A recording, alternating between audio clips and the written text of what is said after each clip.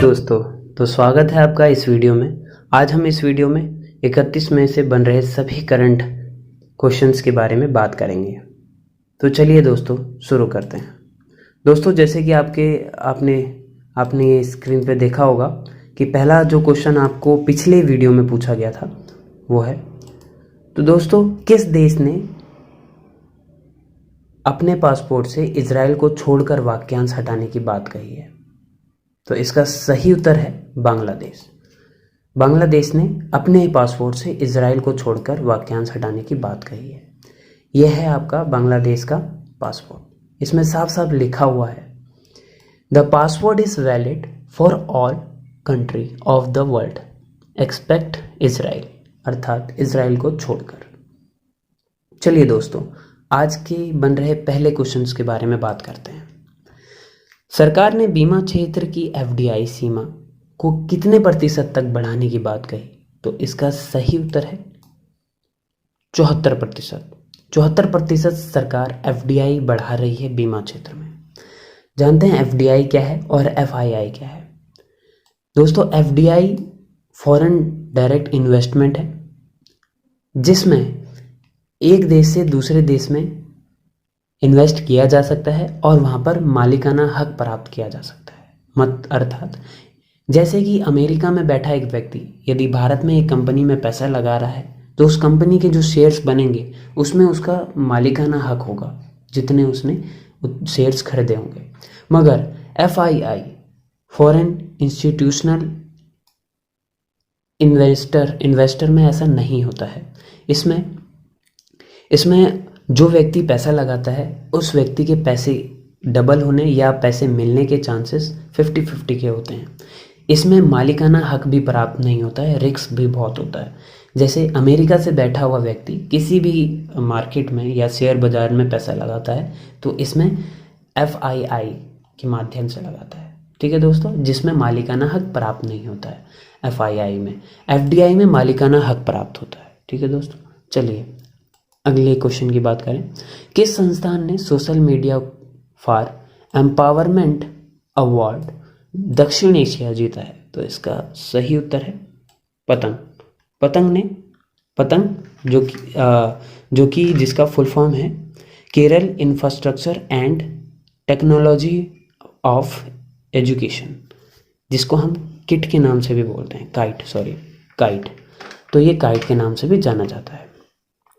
यदि हमने आईआईटीज़ की बात कही तो आईआईटीज़ की रैंक की बात करते हैं। भारत में एनआईआरएफ की रैंक हर वर्ष जारी होती है। ठीक है दोस्तों, इसका फुल फॉर्म है national institutional rank framework.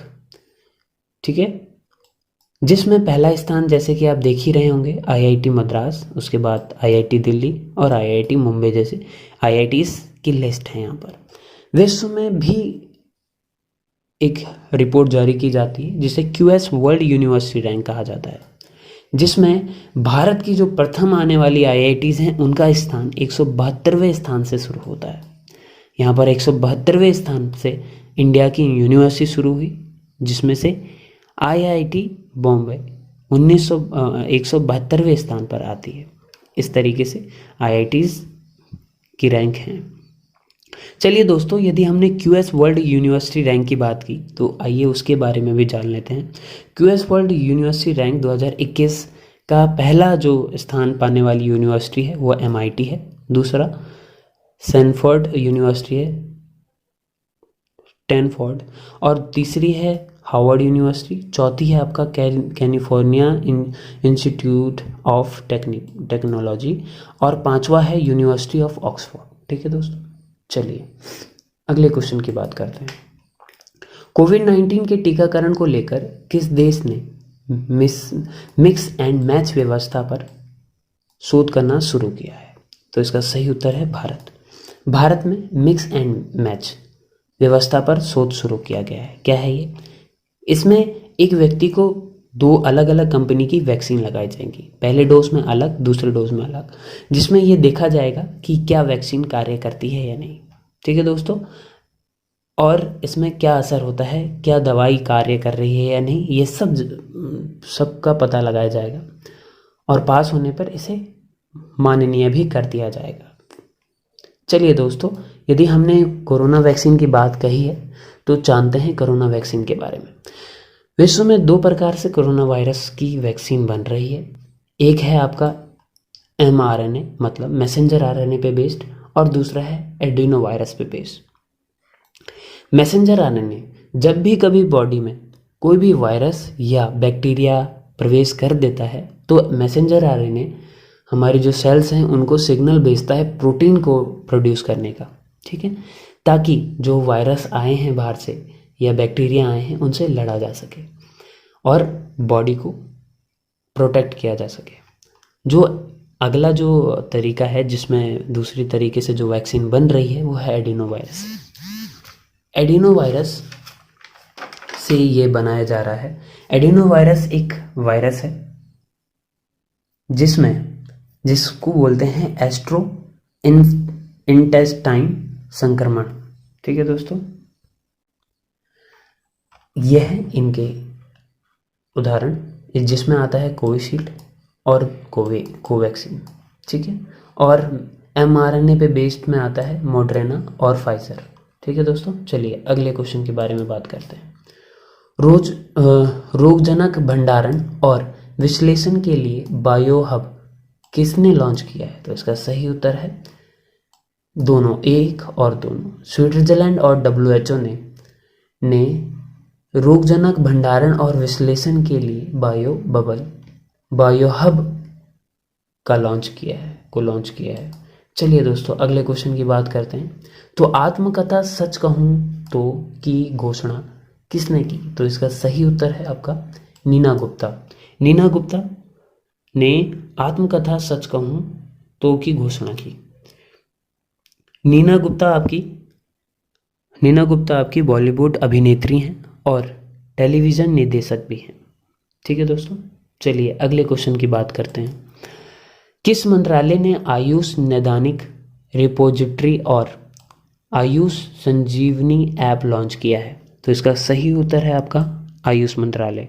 Ayush मंत्री किरण रिजिजू ने हाल ही में एक वर्चुअल कॉन्फ्रेंस की थी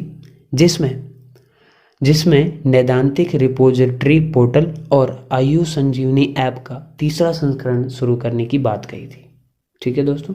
चलिए अगले क्वेश्चन के बारे में बात करते हैं। जल जीवन मिशन के तहत 8 पूर्वोत्तर राज्यों को सरकार द्वारा कितना राशि दिया गया? तो इसका सही उत्तर है 1605 करोड़ रुपए पूर्वोत्तर राज्यों के 8 राज्यों को जल जीवन मिशन के तहत दिया गया। अगला क्वेश्चन बनता है, मोहाली इंटरनेशनल स्टेडियम का नाम किस नाम पर रखा गया है? तो इसका सही उत्तर है बलबीर सिंह। बलबीर सिंह ये रहा आपका मोहाली इंटरनेशनल स्टेडियम। जानते हैं बलबीर सिंह कौन थे? बलबीर सिंह का जन्म 31 दिसंबर 1923 में हुआ था और इनका निधन जो है 25 मई 2020 में हुआ है। यह भारत के हॉकी खिलाड़ी थे जिन्होंने ओलंपिक में पुरुष हॉकी फाइनल में सर्वाधिक गोल किए थे, ठीक है दोस्तों।